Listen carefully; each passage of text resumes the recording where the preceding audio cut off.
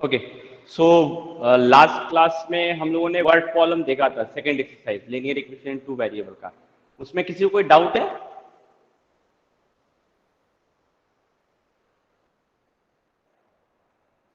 किसी को कुछ पूछना है? मैंने बोला था कि जो जो टॉपिक उससे रिलेटेड है वो बनाए हो तुम लोग?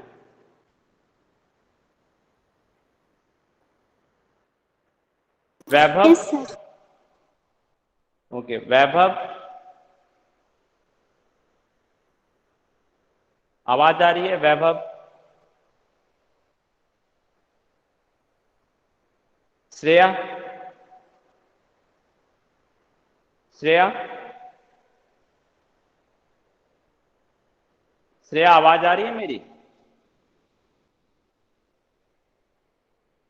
मेरी आवाज आ रही है कि नहीं? सर आ रही है। ओके, आयुष? आ रही है सर। ओके, होमवर्क बनाए?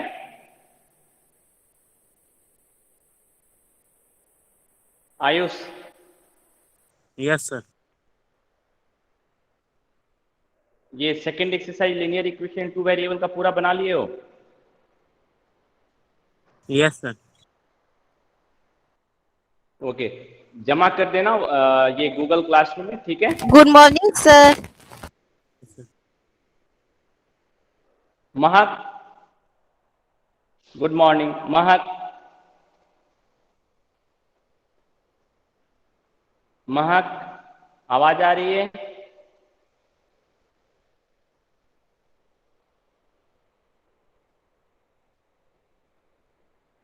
आर्या होमवर्क बनाइए।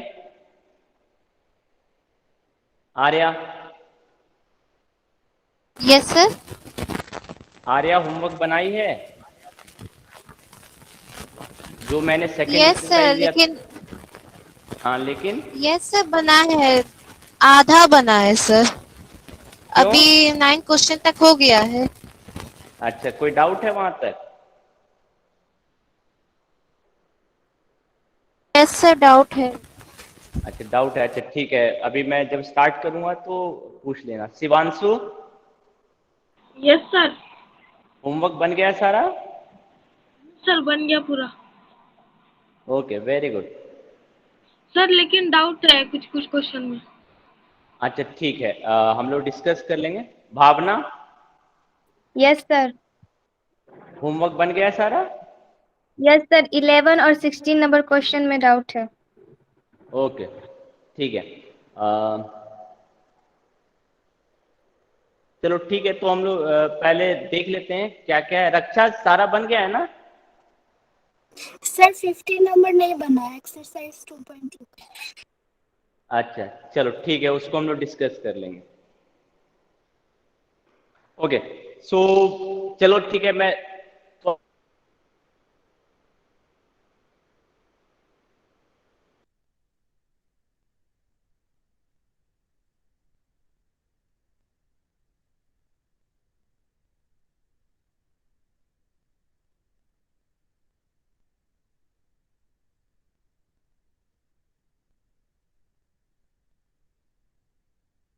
थोड़ा सा बुक पे जा रहा हूँ। सेकेंड है 10 तक आप 1 से लेकर 10 तक में कोई डाउट है? No sir. अब नहीं, किसी को डाउट नहीं है ना? नो आर्या? सर। ओके, 11 से लेकर 16 तक में कोई डाउट? Yes sir. 11 से लेकर 16 यस तक सर, में 11 कोई नंबर डाउट है? क्वेश्चन। 11 नंबर क्वेश्चन, अच्छा ठीक है, मैं थोड़ा सा ना पहले क्वेश्चन लिख यस दे रहा सर। हूँ बोर्ड पे, उसके बाद हम लोग स्क्रीन पे आएंगे। Okay, Bhaichung's father is 26 year younger than Bhaichung. बाइचुंग्स father is 26 years younger than Baichung's grandfather. 26 years younger than Baichung's grandfather. Okay, now अब क्या बोल रहा है? And 29 year older than Bhaichung, and 29 year older than Baichung. Now the sum of age of all three is 135. Sum of age of all is 135. Sum of age of all. Okay, sum of age of all is 135. सबका as पता करना है। Question सबको समझ में आ रहा है? क्या बोल रहा है? Bhaichung's father is 26 year younger than Bhaichung's grandfather. इसका मतलब यंगर का मतलब छोटा होता है ना, तो बाइचुंग्स के फादर जो है वो 26 ईयर छोटे हैं। किससे छोटे हैं? बाइचुंग्स के ग्रैंडफादर से, ठीक है। एंड बाइचुंग्स के फादर जो है वो 29 ईयर बड़े हैं किससे? बाइचुंग से। क्वेश्चन सबको समझ में आया यहां तक? Yes, तीन sir. लोग हैं, फादर, ग्रैंडफादर एंड बाइचुंग्स, ठीक है। मैं नोटेशन यूज कर रहा हूं, F for father, G for grandfather, B for Bhaichung. अब क्या बोल रहे हैं? फादर और ग्रैंडफादर का, मान लो फादर का एज F है, ग्रैंडफादर का एज G है, तो फादर और ग्रैंडफादर में क्या रिलेशन है बता सकते हो? बताया है ना, Bhaichung's father is 26 year younger than Bhaichung's grandfather, यानी कि ये छोटे हैं इससे 26 साल। तो किधर मैं 26 ऐड या सब्ट्रैक्ट कर दूं तो दोनों बराबर हो जाएगा? ये पहले बताओ।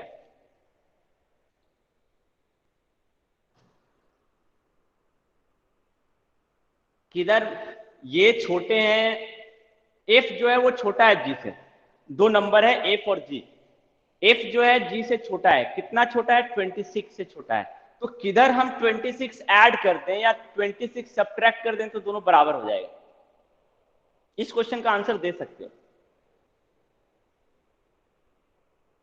क्योंकि हमको तो इक्वेशन बनाना है। अब तुम खुद देखो, ये 26 कम है, तो इधर मैं अगर 26 जोड़ दूं तो ये ग्रैंडफादर के इसके बराबर नहीं हो जाएगा? चलो मैं एक एग्जांपल दे रहा हूं। मान लो A एक पर्सन है, इसका एज है 20 ईयर, B एक पर्सन है, इसका एज है 46 ईयर। तो B जो है वो ग्रैंडफादर है और A जो है वो मान लो फादर है। तो देखो, फादर जो है ग्रैंडफादर से 26 ईयर यंगर है, तो इसका एज 20 है, तो इसका 46 होगा। अब दोनों को मुझे बराबर करना है, तो किधर 26 ऐड, अगर सब्ट्रैक्ट करोगे तो इधर सब्ट्रैक्ट कर दोगे तो दोनों बराबर हो जाएगा। लेकिन अगर ऐड करने के लिए कहोगे तो इधर 26 ऐड करेंगे तो दोनों बराबर होगा, है ना? यही काम मैंने यहां भी किया है ना। आया समझ में ये चीज? हाँ या ना?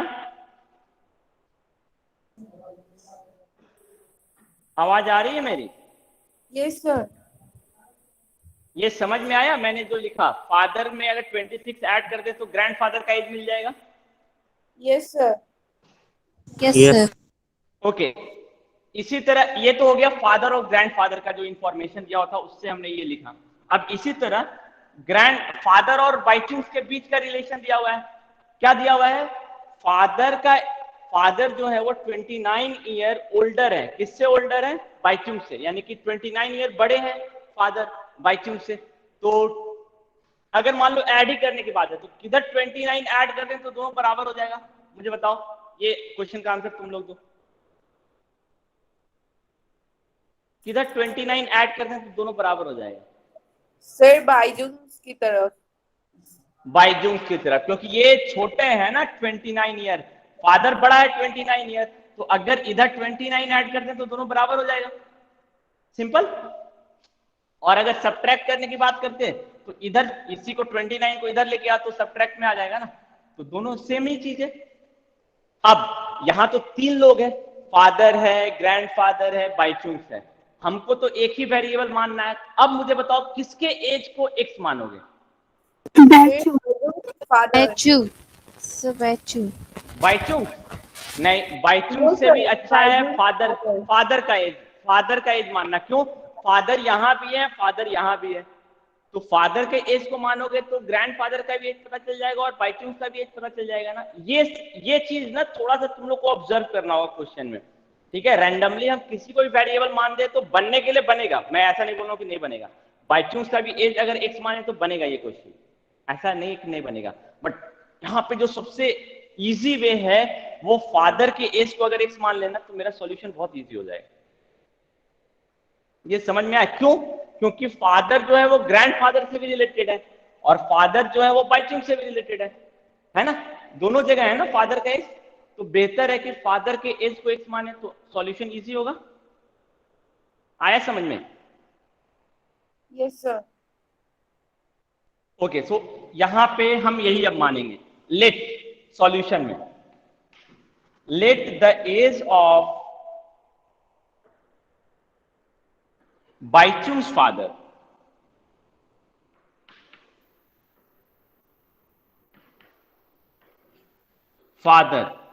B x.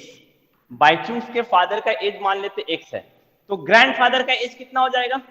एक्स प्लस 26 हो जाएगा ना? यस। नहीं, so age of grandfather will be age of grandfather कितना हो जाएगा? X plus 26।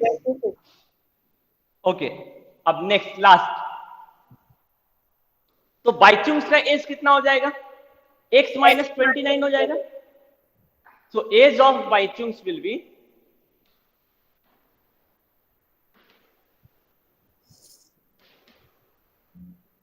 It will be equal to x minus 29।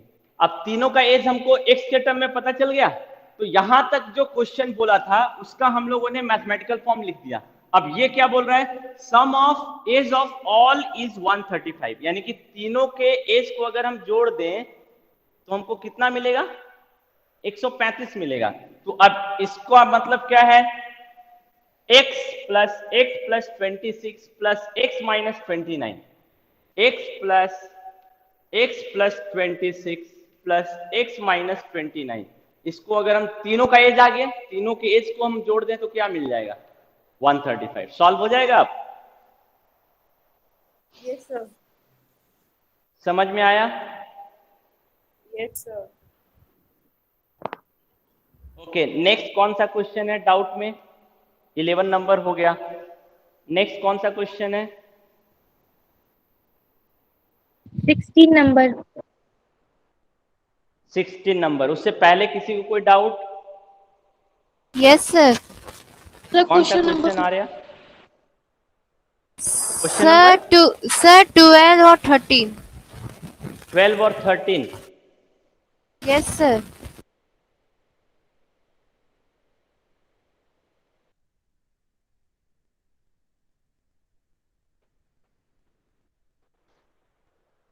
ये वाला क्वेश्चन तो ऐसा क्वेश्चन हम लोगों ने कल डिस्कस किया था। आया 15 year from now Ravi age will be 4 time his present age. ऐसा क्वेश्चन बनाया कल हम लोगों ने? Yes sir. कल नहीं, सैटरडे को।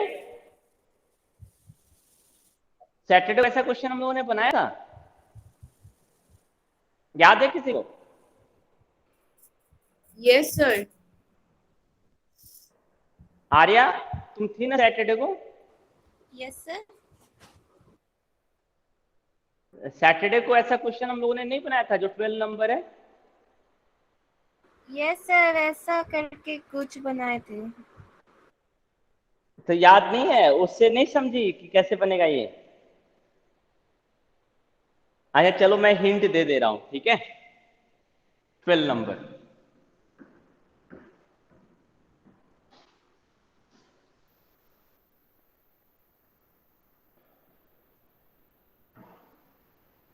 Okay. Question number 12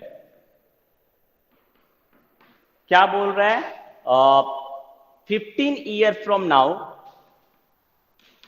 15 years from now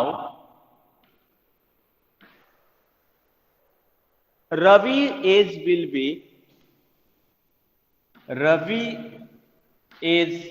be 4 times his present age. his present age. What will be the age of Ravi? यही क्वेश्चन है. ओके, सो क्या बोल,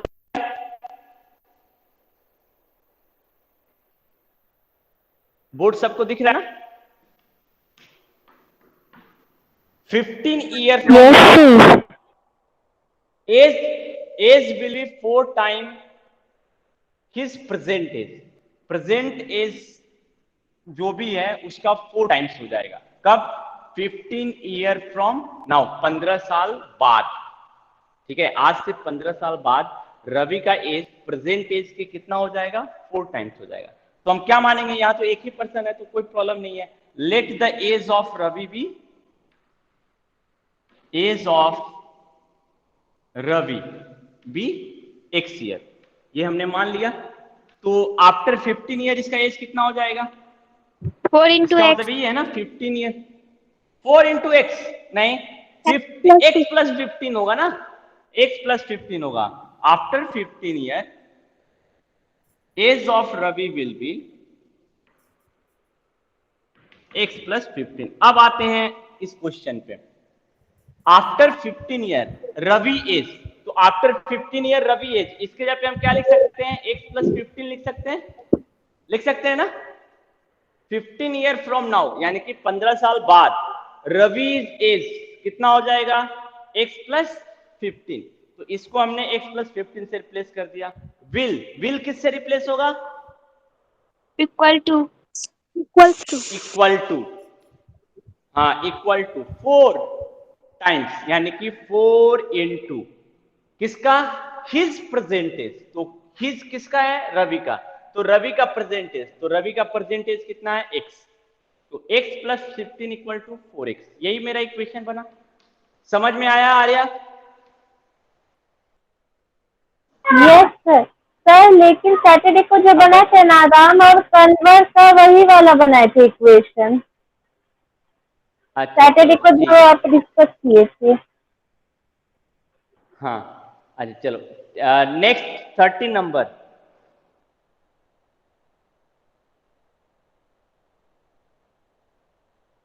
A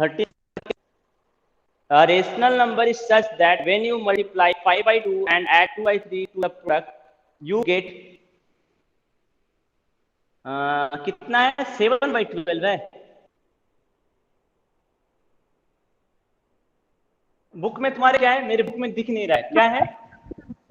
sir 5 by 2, sir 5 by 2, 2 by 3 और -7 by 12. -7 by 12. Okay okay, सो क्या बोल रहा है? A rational number is such that when you multiply by 5 by 2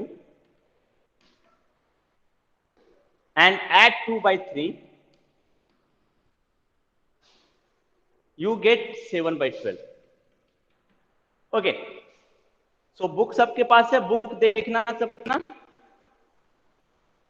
ठीक, क्या बोल रहा है? एक रेशनल नंबर है. ठीक है, a rational number is such that when you multiply 5 by 2 and add 2 by 3 to the product, what will you get? You will get -7 by 12. ठीक है, तो हम क्या माने? रैशनल नंबर को हमको पता करना है, तो हम रैशनल नंबर को एज्यूम करेंगे. तो सॉल्यूशन क्या लिखेंगे? Let the rational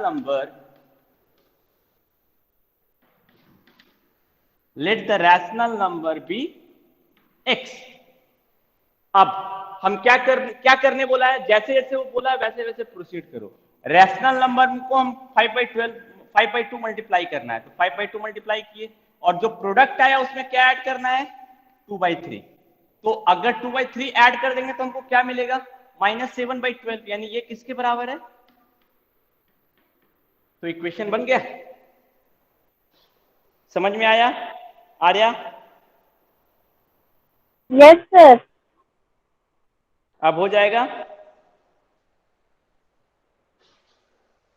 yes sir. Okay, अब नेक्स्ट क्वेश्चन पे आते हैं. Last question number 16.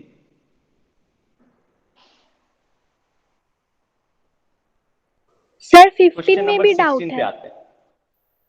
15 में भी डाउट है. Okay, question number 15।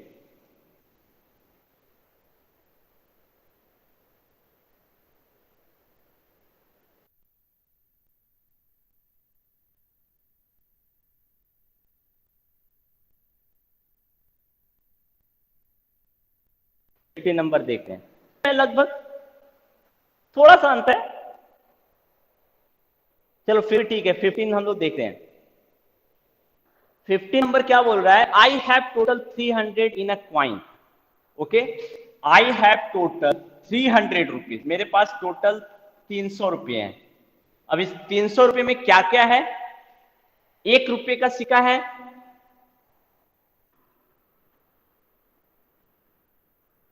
2 रुपये का सिक्का है और 5 रुपये का सिक्का है। ठीक है। Now the number of 2 rupees coin is 3 times the number of 5 rupees coin. Number of 2 rupees coin is 3 times the number of 5 rupees coin. पहला है। दूसरा क्या इंफॉर्मेशन दिया हुआ है? The total number of coin is 160। Okay, so total number of coin कितने हैं? 160।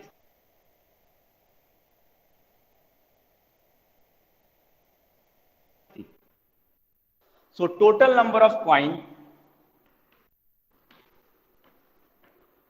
Is 160। ठीक है, ये इंफॉर्मेशन को दिया हुआ है।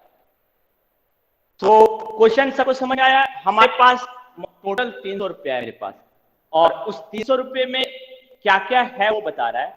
उस 300 रुपये में 1 रुपये का सिक्का है, 2 रुपये का सिक्का है, 3 रुपये, 5 रुपये का सिक्का है। इन सारे सिक्कों को मिला दें तो हमको टोटल कितना मिल रहा है? 300 रुपया मिल रहा है। बट कितने कितने कौन से सिक्के कितने हैं वो हमको नहीं पता है, बट कुछ इंफॉर्मेशन दिया हुआ है। पहला इंफॉर्मेशन क्या दिया हुआ है? Number of 2 rupees coin is 3 times the number of 5 rupees coin। पहला इंफॉर्मेशन। दूसरा इंफॉर्मेशन, टोटल सारे कॉइन जितने भी हैं सबको अगर हम जोड़ दें तो टोटल कॉइन कितने होंगे? 160 रुपये टोटल कॉइन है। ठीक है, तो पहला तुम देखो, number of 2 rupees coin is 3 times the number of 5 rupees coin। इसको ऐसे लिखो, number of 2 rupees coin is 3 times, यानी कि 3 into number of 5 rupees coin। इसका यही मतलब है ना, इस लाइन का यही मतलब है ना। इसको ऐसे लिख सकते हैं। ये रफ वर्क कर रहा हूं मैं, सॉल्यूशन नहीं कर रहा हूं। ये जितना भी मैंने काम किया रफ वर्क, ताकि क्वेश्चन हमको अच्छे से समझ में आ जाए। ये समझ में आया? ये लाइन सबको समझ में आया? ये लाइन? Yes sir. किसी कोई डाउट है? नहीं? आगे बढ़े।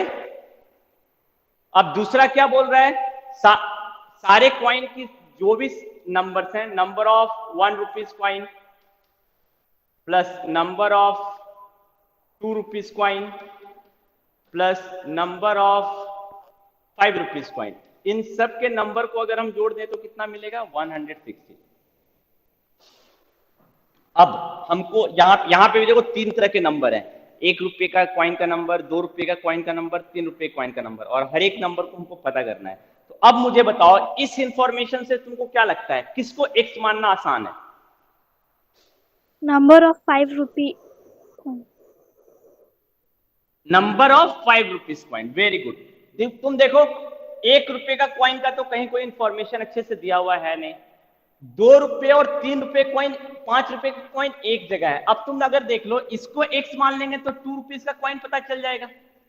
अब 2 rupees का कॉइन पता चल जाएगा, 5 rupees का कॉइन पता चल जाएगा, तो 1 रुपये का कॉइन भी हमको पता चल जाएगा ना इस वाली इंफॉर्मेशन से। तो यहाँ पे जो सबसे सुटेबल, जिसको हमको वेरिएबल मानना है, वो है 5 rupees कॉइन। ये सबसे सुटेबल है। ये सबको समझ में आया?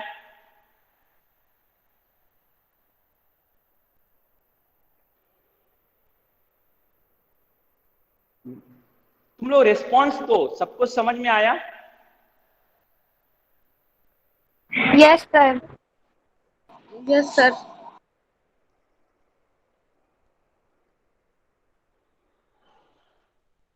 ओके, सो यहां से हम मानेंगे let number of 5 rupees coin be x. ठीक है, अब 5 रुपीज का क्वाइन हमने एक्स मान लिया, तो यहां पे एक्स पुट कर दो, तो नंबर ऑफ 2 रुपीज क्वाइन कितना हो जाएगा? 3x। 2x, सॉरी 3x होगा। Yes sir. अब इसमें पुट कर दो सबका वैल्यू, हाँ 3x। अब नंबर ऑफ 1 रुपीज क्वाइन तो हमको नहीं पता है, तो इसमें हम पुट कर देते हैं। नंबर ऑफ 2 रुपीज क्वाइन का वैल्यू हो जाएगा 3x, number of 5 rupees coin का वैल्यू हो जाएगा x, और इन सारे नंबर को हम जोड़ देंगे तो कितना मिल जाएगा? 160। तो नंबर ऑफ 1 रुपीज क्वाइन कितना हो जाएगा?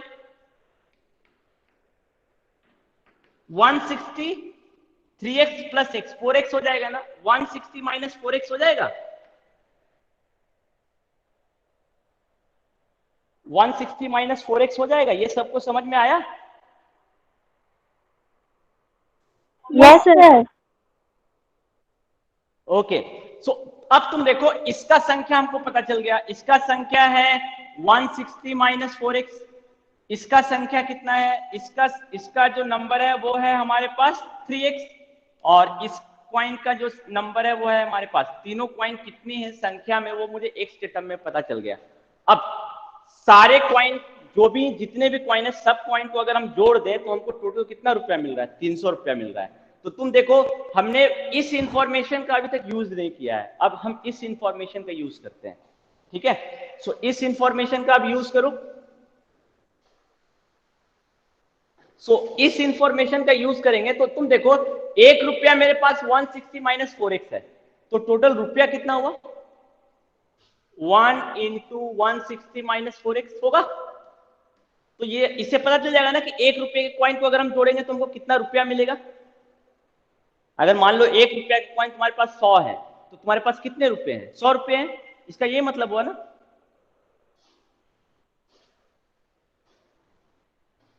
ठीक है, यस सर। अब इसी तरह 2 रुपए के क्वाइन तुम्हारे पास कितने हैं? 3x। तो टोटल रुपया कितना हुआ? 6x। 6x। कैसे पता चला? 2 इंटू 3x। इसी तरह 5 रुपए के क्वाइन तुम्हारे पास x है, तो टोटल रुपया कितना हुआ? 5 इंटू एक्स। जैसे एक एग्जांपल मैं दे रहा हूं, मान लो 1 रुपया का कॉइन तुम्हारे पास 50 है, 2 रुपये का कॉइन तुम्हारे पास 30 है, और 5 रुपये का कॉइन तुम्हारे पास 20 है, तो टोटल रुपया कितना हुआ? तो 20 कॉइन्स है 5 रुपए के, तो टोटल कितने होंगे? 20 इंटू 5 100 रुपीज होगा ना, क्या मतलब हमारे पास। इसी तरह 30 कॉइन है 2 रुपये का, तो टोटल रुपया कितना होगा? 30 इंटू 2 60 रुपीज होंगे। यही हम यहाँ पे कर रहे हैं। हमको यहाँ पे जो है ना सारा एक्स के टर्म में पता है, तो हम ये नंबर को इस कॉइन से मल्टीप्लाई कर देंगे तो हमको टोटल रुपया पता चल जाएगा। और इन सारे रुपये को जोड़ने पे हमको कितना मिल रहा है? 300 रुपया। तो ये किसके बराबर हो जाएगा? 300 के बराबर। अब इसी को सॉल्व करना है, 1 इससे मल्टीप्लाई होगा तो ये सिंपली 160 माइनस 4x हो जाएगा। 2 इंटू 3x कितना हो जाएगा? 6x, और 5 इंटू एक्स कितना हो जाएगा? 5x। इन सब को जोड़ने पे हमको कितना मिलेगा? 300। अब x का वैल्यू निकल जाएगा, x का वैल्यू निकल जाएगा। Yes sir. कोई doubt?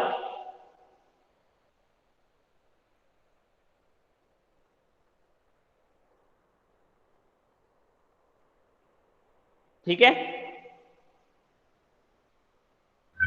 Yes sir. 50 number complete हो गया। अब आते हैं क्वेश्चन नंबर 16 पे।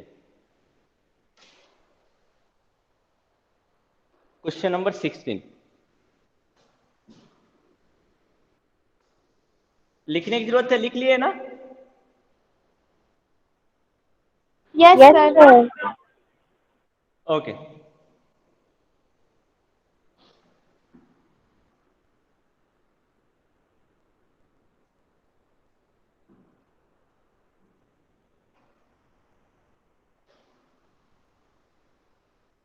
Question number 16।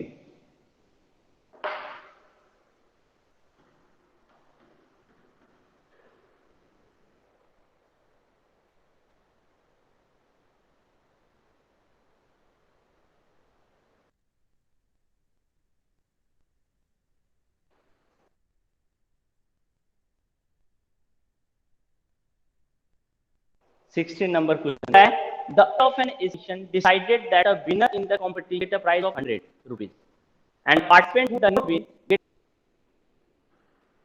prize of 100 rupees and participant who does not win get a prize of 25 rupees. Okay, now the total prize money distributed is 3000.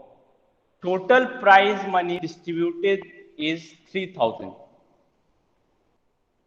Okay, ये बिल्कुल 15 के जैसा ही है. Find the number of winner if the total participant is 63. If total participant is 63, then तुमसे ये पूछ रहा है कि उस 63 पार्टिसिपेंट में कितने लोग विनर थे.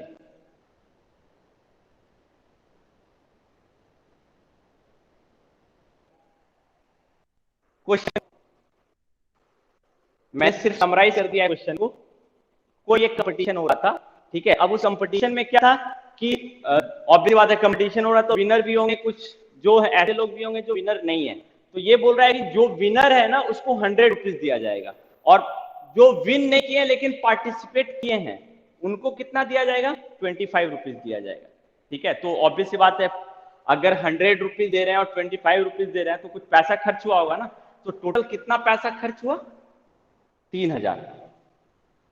ठीक है, और कितने लोग पार्टिसिपेट किए, 63 लोग पार्टिसिपेट किए. तो तुमसे पूछ रहा है कि कितने लोगों ऐसे थे जो विनर थे, यानी कितने लोग ऐसे थे जिनको 100 रुपीज मिला था, ये हमको पता करना है. ठीक है, तो एक ही चीज हमको इसमें मानना है, let the number of winner be x. ये सिंपल क्वेश्चन है. जो विनर हैं उनकी संख्या मान लेते हैं x है. तो 63 पार्टिसिपेंट में से x लोग जो है वो विनर हैं. तो कितने लोग विनर नहीं हैं, 63 पार्टिसिपेंट हैं हमारे पास और हमने ये पता कर लिया कि 63 पार्टिसिपेंट में से x पार्टिसिपेंट जो है वो विनर है. तो कितने ऐसे पार्टिसिपेंट हैं हु डज नॉट विन, इसकी संख्या कितनी होगी बता सकते हो कोई? 63 minus x. हाँ, 63 minus x. Number of participant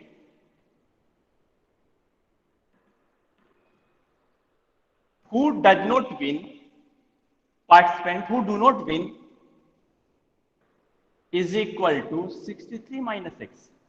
हमको दोनों की संख्या पता चल गई ना, जो जीते हैं उनकी संख्या भी और जो नहीं जीते हैं उनकी संख्या भी, दोनों हमको पता चल गई. अब एक्स विनर को कितना रुपया दिया गया है, 100 रुपया दिया गया है. तो टोटल रुपया कितना दिया गया होगा, एक्स पार्टिसिपेंट हैं जिनको 100 रुपीज दी गई, तो टोटल कितना,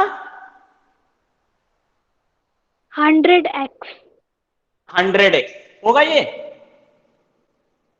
अगर जैसे एक एग्जांपल लो, x का वैल्यू मान लो 5 है, तो 5 ऐसे पार्टिसिपेंट हैं जो विनर है, तो उनको कितना टोटल पैसा दिया गया होगा, एक को 100 रुपया तो 5 को 500 रुपीज. इसी तरह एक को 100 रुपीज तो x को कितना 100x.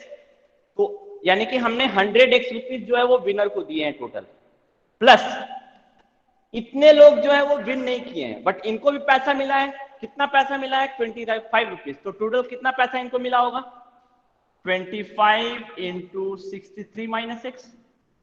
तो टोटल पैसा हमको पता चल गया ना कि हमने इतना पैसा खर्च किया है, और ये टोटल पैसा कितना खर्च किया वो ये है, और इंफॉर्मेशन में भी दिया गया कि टोटल इतना पैसा खर्च हुआ. यानी ये दोनों क्या होगा, बराबर होगा ना, ये दोनों बराबर होगा ना. तो ये किसके बराबर हो जाएगा, 3000 के बराबर. तो सॉल्व हो जाएगा अभी. हाँ बताओ, कोई डाउट?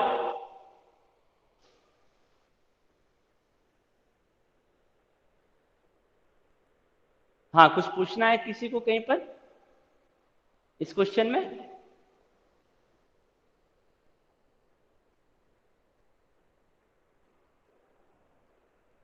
हाँ बोलो, मेरी आवाज आ रही है ना सबको?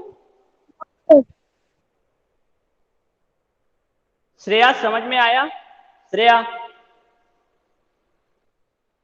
Yes sir.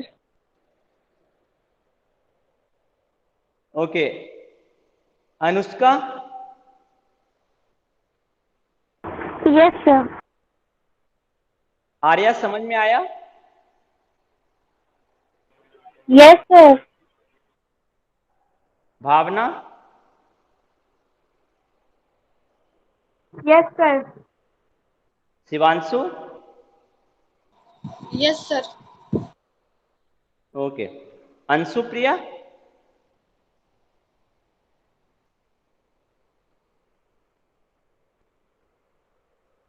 Yes sir. समझ में आया? Okay, Vaibhav? Yes, sir.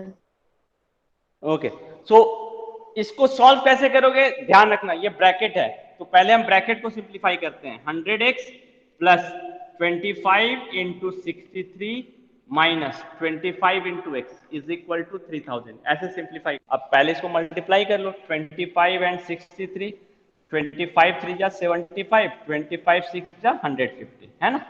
So 5 7 5 1, so 100x plus 1575 minus 25x is equal to 3000। अब इसको सिंप्लीफाई कर सकते हो, ये तो हमारा एक simple linear equation two variable है, ठीक है? सो ये हमारा जो एक्सरसाइज है, सेकंड एक्सरसाइज, ये कंप्लीट हो गया। अब आते हैं थर्ड एक्सरसाइज पे। थर्ड एक्सरसाइज भी इजी है, तुम लोग खुद से बना सकते हो। मैं थर्ड एक्सरसाइज में क्या है, थोड़े से टिपिकल हो गए हैं linear equation in two variable, but बहुत टिपिकल भी नहीं है। ब्रैकेट है, जैसे ये ऐसा ऐसा क्वेश्चन है, एराइज हो जाएगा, तो तुमको क्या करना है, पहले ब्रैकेट को सिंप्लीफाई करना है, उसके बाद लीनियर इक्वेशन टू वेरिएबल को सॉल्व करना है। तो थर्ड एक्सरसाइज पे बेस्ड ना मैं 2-3 क्वेश्चन सॉल्व करके दिखा दे रहा हूं कि थर्ड एक्सरसाइज बहुत टफ नहीं है, तुम लोग ऑलरेडी जो है ब्रैकेट को सॉल्व करने का मेथड जानते हो, ठीक है? उसी को अप्लाई करना है लीनियर इक्वेशन टू वेरिएबल को सॉल्व करने में। तो मैं एक्सरसाइज जो है वो थर्ड एक्सरसाइज के 1-2 क्वेश्चन को सॉल्व कर दे रहा हूं, ठीक है?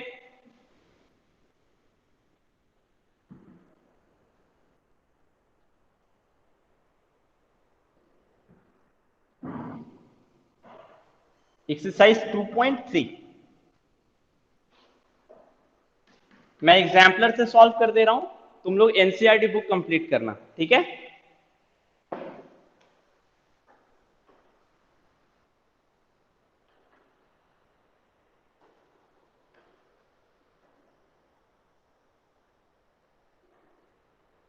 ओके, सो ऐसा क्वेश्चन है तुम्हारे बुक में,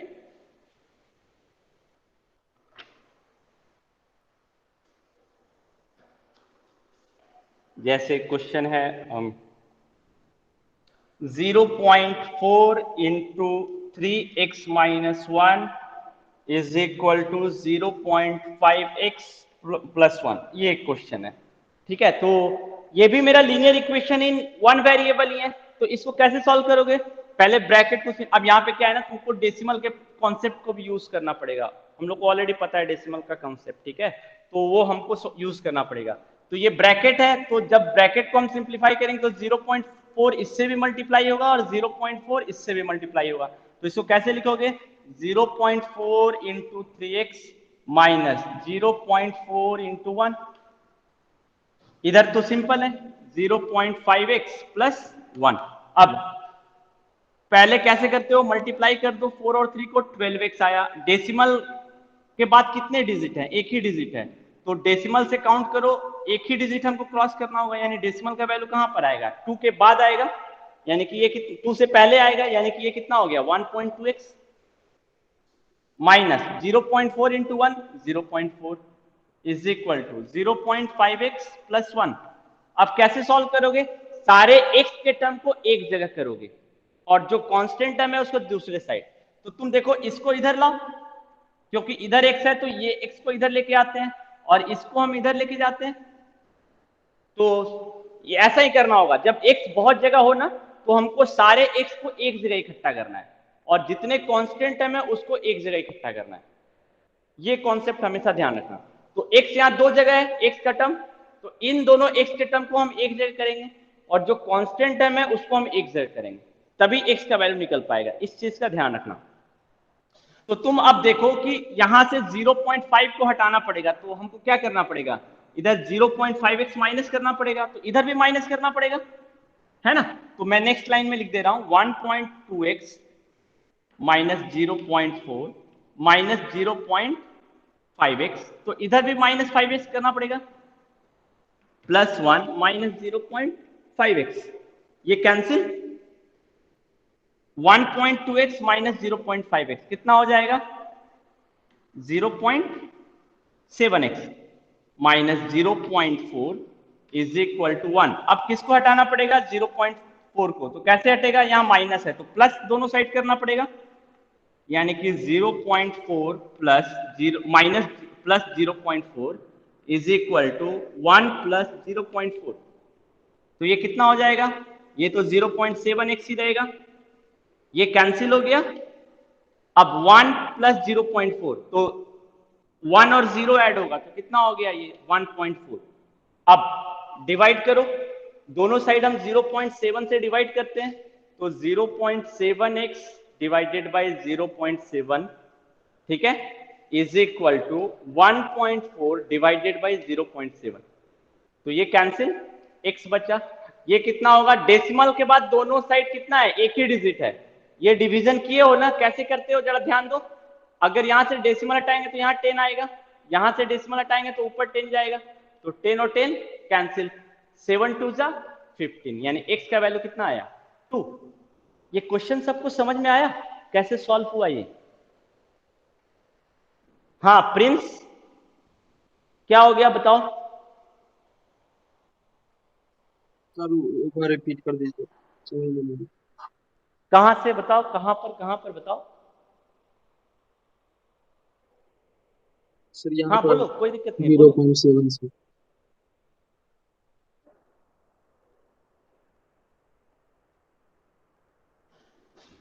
चलो एक बार मैं फिर से बता दे रहा हूं, ठीक है, शुरू से देखो। अभी तक जो हमने फर्स्ट एक्सरसाइज सॉल्व किया है ना, फर्स्ट एक्सरसाइज, उसमें क्या था कि सारे एक्स एक ही जगह रहते थे, ठीक है। अब जो थर्ड एक्सरसाइज में है ना, उसमें एक्स जो है वो एक जगह नहीं होगा, डिस्ट्रीब्यूटेड होगा। तो तुम्हारा एम क्या होना चाहिए, जितने भी एक्स हैं वो सारे के सारे एक जगह होने चाहिए, अगर नहीं है तो हमको लाना पड़ेगा, ठीक है। तो यही है, यहां भी एक्स है, यहां भी एक्स है, तो हमको ये सारे एक्स को एक जगह लाना पड़ेगा। ये कांस्टेंट है, ये कांस्टेंट है, इन सारे कांस्टेंट को एक जगह लाना पड़ेगा। तो अब यहाँ पे हमको क्या करना पड़ेगा, पहले तो ये ब्रैकेट है, पहले ब्रैकेट को हमेशा सिंप्लीफाई करो। अगर क्वेश्चन में है तुम्हारे ब्रैकेट, तो पहले ब्रैकेट को सिंप्लीफाई करो। तो ब्रैकेट को कैसे सिंप्लीफाई कर रहे हो, ब्रैकेट को सिंप्लीफाई करेंगे तो ये 0.4 इससे भी मल्टीप्लाई होगा और ये 0.4 इससे भी मल्टीप्लाई होगा। तो पहले मैंने लिख दिया, ये लाइन में किसी को कोई डाउट नहीं है, ठीक है। नेक्स्ट, अब 0.4 इंटू 3 कितना होगा, 12। तो काउंट कर लो कि डेसिमल के बाद कितने डिजिट हैं, एक ही डिजिट है। तो जब हम डेसिमल पुट करेंगे ना, तो पीछे से काउंट करते हैं ना, यही है प्रोसेस कि कितने डिजिट हमको क्रॉस करने हैं, एक ही डिजिट क्रॉस करना है, तो पीछे से सिर्फ 2 को क्रॉस करेंगे, यानी कि 2 के पहले आ जाएगा डेसिमल, ठीक है। तो ये हो जाएगा 1.2x, 0.4 इंटू 1 0.4, सिंपल। ये तो जैसा था वैसा ही मैंने कॉपी कर दिया। अब इन दोनों को एक जगह करना पड़ेगा, इसको और इसको, और इसको और इसको एक जगह करना पड़ेगा। तो यहां से 0.5 अगर हमको हटाना है तो हमको क्या करना पड़ेगा, दोनों साइड -5.5x करना पड़ेगा। तो दोनों साइड हमने 0.5x कर दिया, तो यहां से 0.5x हट गया, इधर आ गया, तो ये कितना हो गया, 1.2x माइनस 0.5x कितना हो जाएगा, 0.7x। ये तो सिंपल है ना, 1.2 एंड 0.5, तो कैरी करते हो 12 माइनस 5 7, तो यहाँ पे बचा 0, 0 माइनस 0 0, तो 0.7x, ठीक है।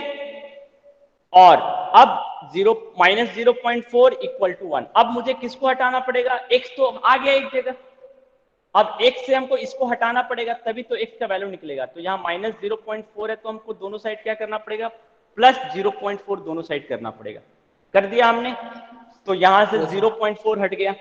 अब 1 प्लस 0.4 कितना हो जाएगा, 1.4। अब 0.7 कैसे हटेगा, दोनों साइड 0.7 से डिवाइड कर दो, तो ये कैंसिल हो गया, x का वैल्यू निकल गया। इसको सिंप्लीफाई करना है, तुमको पता है कि अगर डेसिमल को हम हटाते हैं तो डिनोमिनेटर में 10 जाता है, जितना क्रॉस करेंगे लेफ्ट साइड उतने डिजिट, तो डेसिमल के बाद कितना डिजिट है 1, तो नीचे 10 ही आएगा। यहाँ भी डेसिमल के बाद कितना था 7, तो ऊपर में कितना जाएगा 1 10, तो 10 और 10 कैंसिल, 7 2 जा 14, so x इक्वल टू 2। समझ में आया सबको? Sir Yes, result sir. कैसे? Yes, sir. हाँ, okay, result very check. Good. So result check भी करना है, तो चेक करने का क्या मेथड है वो देख लो। हमने बताया था ना कि चेक करने का क्या मेथड है, ये जो सॉल्यूशन है इसको तुम अपने इक्वेशन में पुट कर दो। अगर LHS RHS बराबर आ रहा है तो हम बोलेंगे कि मेरा रिजल्ट सही है। तो LHS क्या है तुम्हारा 0.4 इंटू 3x माइनस 1, तो इसमें 2 पुट कर दो, तो 0.4 इंटू 3 इंटू 2 माइनस 1, तो ये हो जाएगा 0.4 इंटू 3 2 जा 6, 6 माइनस 1 5। अब 0.4 इंटू 5 कितना होगा 20, डेसिमल जो होगा वो 0 के पहले आएगा यानी कि 2.0। LHS मेरा आया 2.0। RHS चेक करो, RHS 0.5x प्लस 1, अब x के पे 2 पुट कर दो, 0.5 इंटू 2 प्लस 1, तो ये कितना हो जाएगा 10, लेकिन डेसिमल के बाद एक डिजिट है तो 0 से पहले आ जाएगा डेसिमल, प्लस 1, 1.0 का मतलब 1 ना, तो 1 प्लस 1 कितना हो गया, ये भी 2.0 हो गया। तो LHS RHS बराबर है, आया समझ में? Yes, sir. Yes, sir. अगर तुमको हाँ, अगर तुमको चेक करने बोले तो अपने इक्वेशन में LHS RHS को सॉल्व करो, अगर दोनों बराबर आ रहा है इसका मतलब हमने जो सॉल्व किया है वो सही है, और अगर बराबर नहीं आ रहा है इसका मतलब गलत है सॉल्यूशन। अब तुम्हारा जो थर्ड एक्सरसाइज है वो बन जाएगा। थर्ड एक्सरसाइज बहुत टिपिकल नहीं है, ठीक है?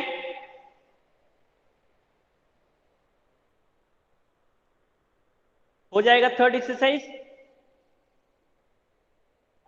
Yes, sir.